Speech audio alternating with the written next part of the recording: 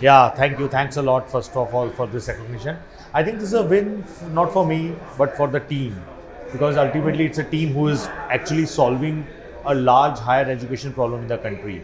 So, we are a 6-year-old organization. The kind of work which we are doing, now we have around 12,000 students studying in our various courses pan India. So, I think if in a cluttered sector, if you actually do right for the student, you get to see a lot of wins, and this today is one of those acknowledgements in that. So I think it's a good win for the company. Lovely, lovely. Mr. Ankur, if I ask you as an entrepreneur, how do you strike a balance between the need of experimentation and risk taking and the pressure of delivering measurable results and meeting expectations altogether? Yeah, no. So these are 4 things. I think tough one. See, ultimately, as an entrepreneur, the most priority is obviously delivering results. Whatsoever. So you have to first prioritize that.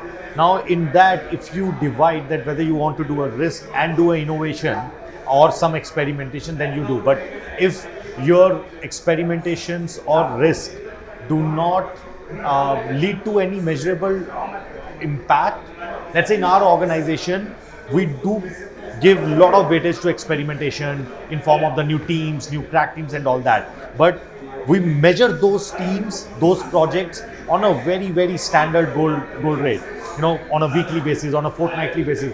Because if these are not resulting in any measurable impact, we cut them short. Because ultimately, अगर outcome नहीं है, धंधा नहीं है, तो बहुत difficult है. Yeah. So that's one piece. I think among all these 3-4 things, the 4th thing which you said was what? The 4th one was meeting expectations. Meeting expectations. See, if delivery is being met, if the goals are being achieved, the expectations are met, largely met. The other 2 things we balance it out to achieve the results on. All right. So you're an entrepreneur. Of course, this matters to you. So last year, India has seen a lot of startups shut down. Do you think we are moving in the right direction of becoming a startup hub in the world? Yeah, so see, I think it's a cycle. It's a cycle. All the startups which shut down, they shut down largely because they couldn't find the right product market fit. See, if there's a right product market fit in the market, you will always get customers who will pay for it. You will always get investors to fund you, or you become a self-sustainable.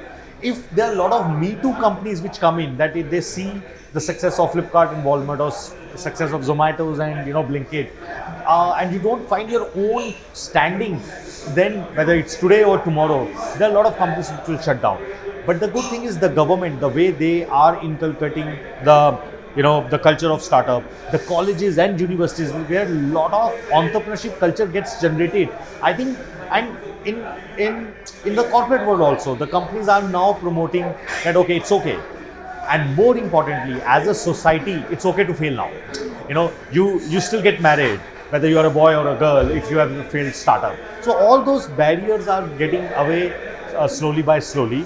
I am 100% sure with the mass we have, with the opportunities we have, we are on a path of becoming one of the largest startup ecosystem of the country. Well said, well said. So on that note, I'd like to ask, how is your company doing in terms of financial growth? Wow, yeah. So I think as I said, we are now 6-year-old company. And like any other startups, we also grew in the first 3-4 years, almost 100% a year in terms of revenue.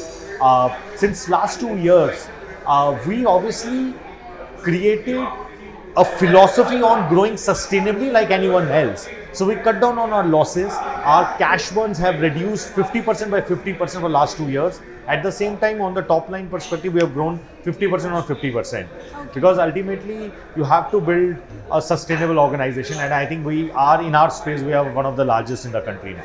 Totally. So my last question to you would be, what are your 5-year future plans for the company? Yeah, I think so. See, in our model, in our company in Sunstone, we currently have around 12,000 students studying in 30 different colleges and universities across India.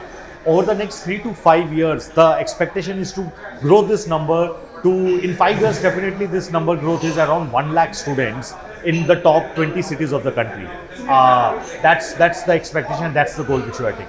All right, it was lovely talking to you.